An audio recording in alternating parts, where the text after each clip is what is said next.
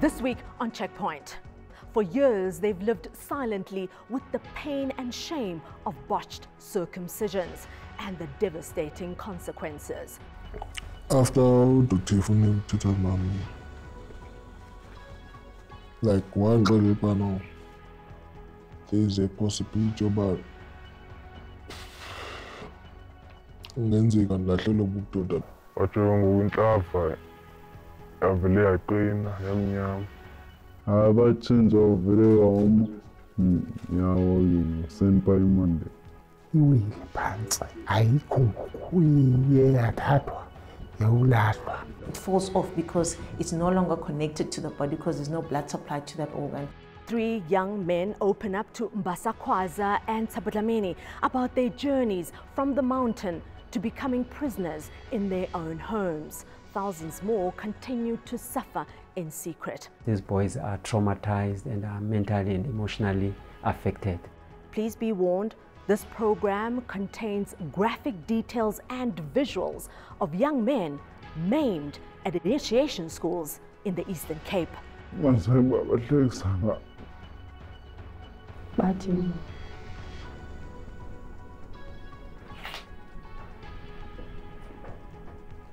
But now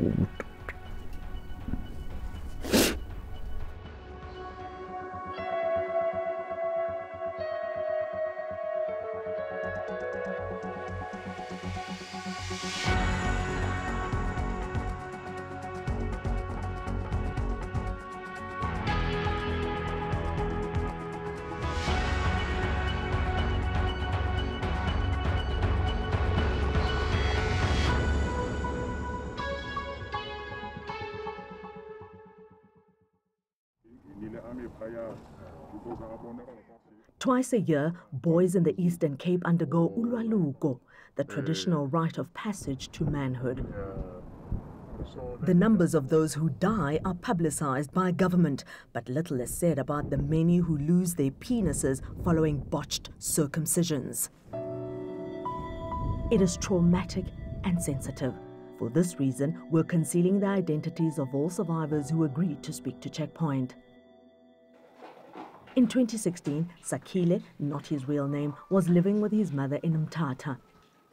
At 16 years of age, he left home without his parents' consent to undergo initiation in his grandmother's village.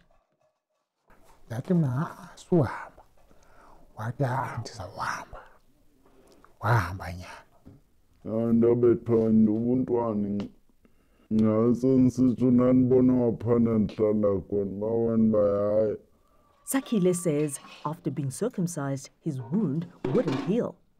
From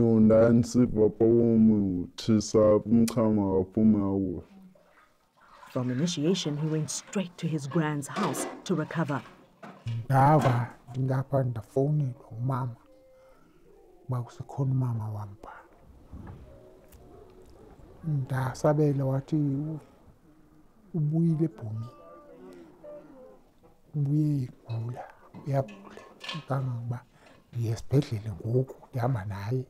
Mandela and I feel that coach was first year. What training come? What for me cars, Lord, 5 liters in 2 weeks. Sakile initially hid the fact he was not well from his granny. What could be figures being pikai? Balala paile pants. Mama was also born a Levik. He taipela liu kabel. When his mother visited him in hospital, she did not like what she saw. Ndafika aba uyabula uthiwa lento ilapha encane andamjonga encane yambona iphelelwe akathethi akathini kwazi ukuthetha. Then the unthinkable happened. Abathinza uvele wama. Yawo senpa imande. Apha uqhekile lanto iwile phansi ayikho ngokuye yathathwa yawulahlwa. Timing is everything. Urologist Dr. Viola Morolo says these are some of the consequences of belated medical intervention. it falls off because it's no longer connected to the body because there's no blood supply to that organ, and so it falls off, and that's how the patients end up with penile losses. Wava njani ke ngoku xa ububona buwile? Hayi, zange zive mnandi. Qha ke ndabe nam ndiqonda uba ndiyafuna ukuphila, ndifuna ukufa. Ndava kabuhlungu njengoba nangoku ngiseva kabuhlungu nangoku khona imandi ngoba kwalapha elalini uyathukwa ngabanye. Mandisayi uba bahlekisa ngayo. Bathi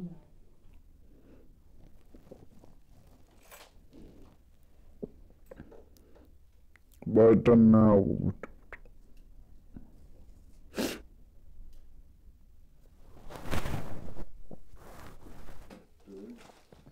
ndizivile buhlungu because andazi njengoba ndinje uba wenzeka njani.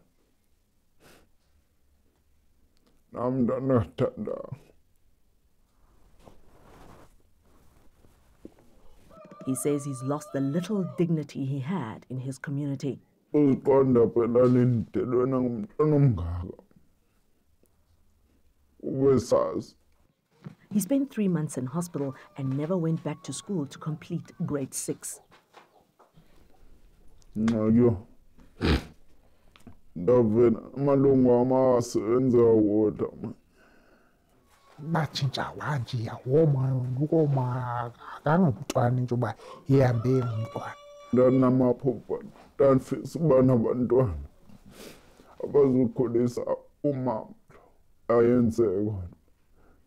Ukuba ngaba bikhona into engenziwa noma ngugqirha nowayintoni akwazi uba azibone nomntwana naye.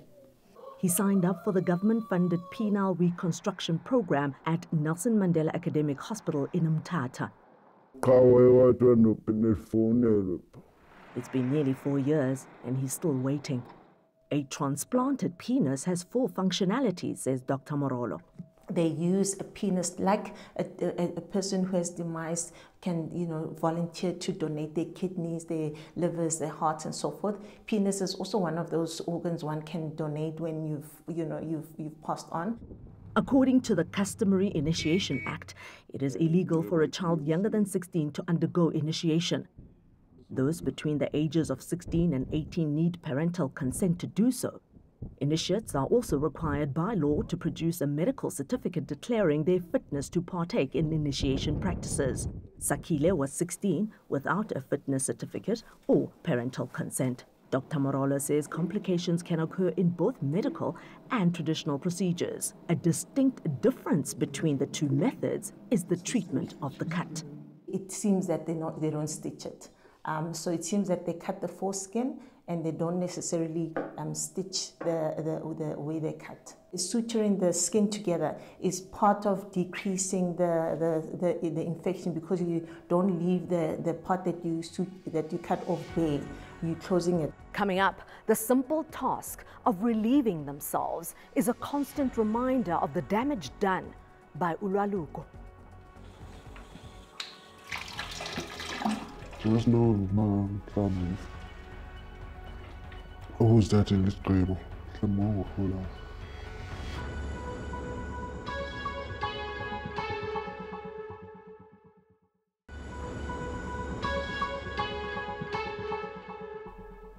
Once uthi 17 xa lifike lo xesha kwenzela kokutrinisha nje ngalaa nto yonke laa nto bano yayiqomba kulo nyaka zayo kwaze kwathi uyangena zakufumana yonke laa nto. Even before he left for initiation school, the pressure and constant reminders of what he would have to undergo were a source of immense stress. 3 days after his traditional circumcision 7 years ago, Tami, not his real name, started having nightmares and requested to go home.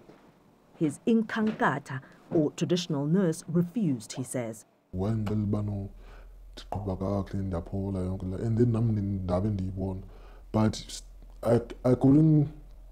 I couldn't ignore Lando Bano.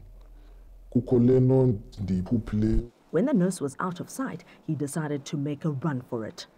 A drunk man, 2 years Tami's senior, had allegedly been left to guard the initiates. Because and then ndimceba ndifuna ukuhamba ngoku. He went home and called an ambulance. He says he wasn't in pain but wanted to be thoroughly examined by a doctor. While waiting for the ambulance, his father and older brother were alerted that he'd run away from initiation school, and they called. Into endifonelwa yona ukuba ndixelwa yona kuba mandibuye lapho bendikhona.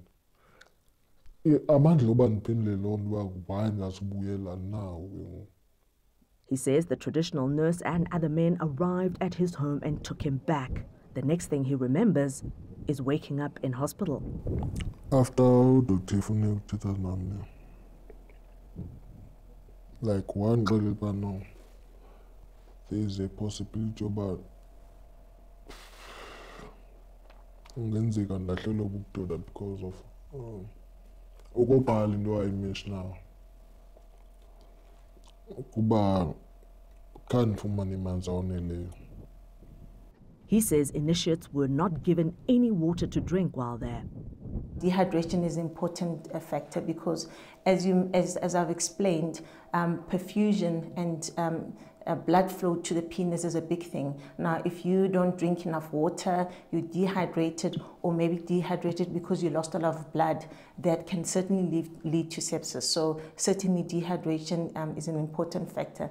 95% of his penis fell off in hospital.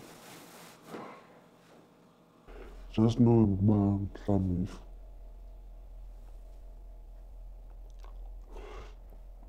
ukuzithathela isigqibo mhlawumbi ungorholanga. He had to start using a catheter or urine bag. Because there's a failure in the function of that organ to empty, for example. Tami says his situation is akin to being incarcerated. But yabona umuntu osejele ungabonelanga imini idiphele okanye imini iphele ngabanxesha. It's like usejele. Do you have a girlfriend? Yes, I do. Does she know? Do you get intimate? That's the story. What's the story is different. He's hoping to have the courage to open up to her one day. After some time, not even after the surgery if I get one, but after some time. Not anytime soon. In an attempt to get his life back, he relocated to Cape Town and registered for a transplant. He says he waited 5 years until he gave up and returned to the Eastern Cape. In response, no, she guys, so people are very territorial and very sentimental about certain parts of their body. Some may be willing to donate their kidneys, but have reservations for donating their penises. He's lost faith in the government-funded reconstructive surgery and is saving up to have it done privately. Need some money, but now I just need someone to add on that. He lives an isolated life, fearing stigmatization. If ubumfana uthi ukuluka owalugqiba ixesha lakho entabeni bazokriticize kakhulu abantu abaligqibileyo. Only a few members of his immediate family know exactly what happened. Sakumzi is not his real name, but his regret and trauma is real. He wishes he could reverse what happened to him last year. Ndikhalelwa mhlawumbi abanye bangabisayo ebhumeni ngoba akukho lula. Kwenzeka izinto ezohlukile ezininzi ezibuye zibe buhlungu zichaphazele nobomi babo.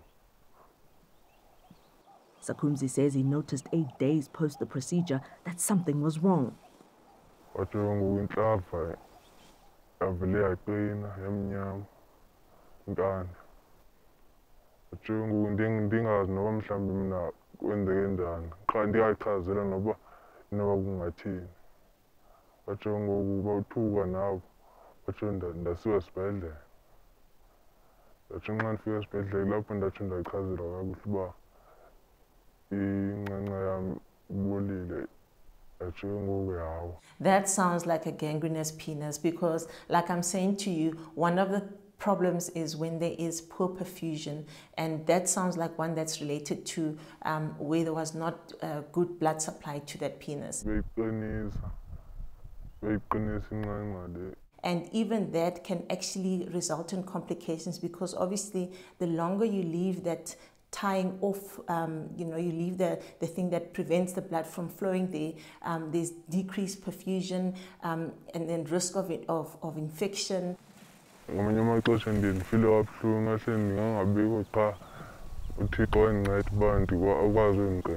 He's currently repeating grade 10. Affect performance yami.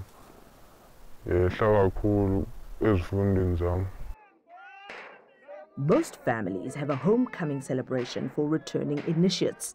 Sakumzi doesn't want one. Sakile, Tami, and Sakumzi had the same symptoms: dark, wood-hard penises.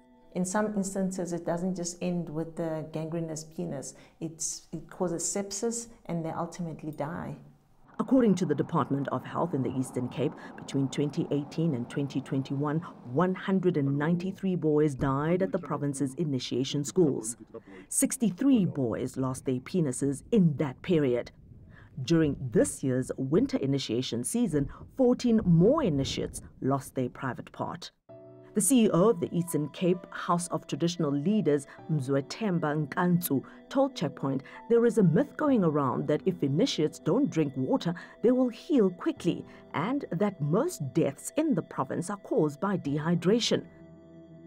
Nkantsu says they have campaigns and conduct training for traditional nurses and surgeons, but this is still not enough. He says the tradition of ulwaluko isn't the problem, but people are. Families are responsible for their children and must ensure that they are taken care of by experienced traditional nurses. Government is doing enough in the province, he says, and the House is also doing everything it can, including monitoring schools across the Eastern Cape. Next, why is the Department of Health unwilling to discuss funding of its penile reconstruction program at Nelson Mandela Academic Hospital in Umtata? Yeah, please can you make them aware that they cannot deny the public access to information? They cannot do that. Okay, no, it's fine. Let me do that.